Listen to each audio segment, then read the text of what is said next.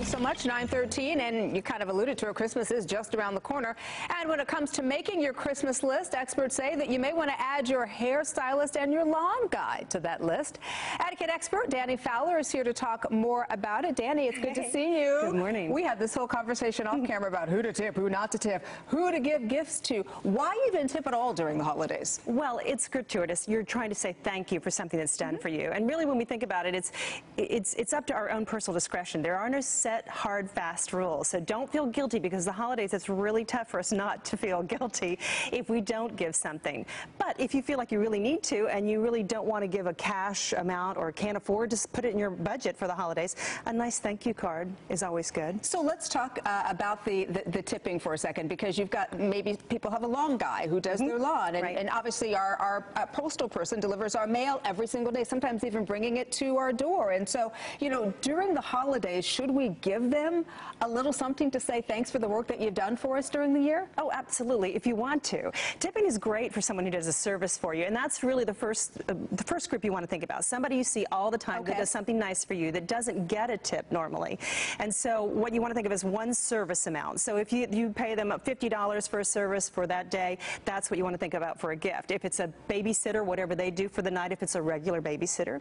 And I want to say, if you have a different service person all the time, you shouldn't even think about giving the gifts unless you want to give maybe $20 to, you have several of them, something like that, or maybe a big gift for the whole group that they can share, one of these big gift baskets from Costco or something like that. Danny, that is a whole lot to think about.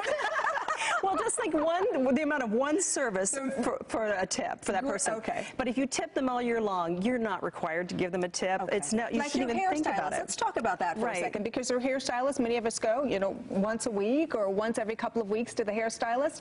That we tip anyway. Do we need to do something extra for our hairstylist at the end of the year? Only if you want to. I mean, you're already tipping quite a bit, probably. So I would say, if you want to give a little something, give something more personal that you think they would really like. And maybe even make them something, bake a loaf of bread or something. I like that. So let's talk a little bit about gifts. We've got less than a minute left. Who should we give a gift to? And is a gift better than tipping? Does it matter? It's up to you. If your budget is limited. Like the gift would be more personal, though. I don't know. Don't you? Yes. And gift cards, I was not a big fan of them, but if you attach a gift card to something, like if you buy Borders, there's not Borders anymore, Barnes & Noble, with a book.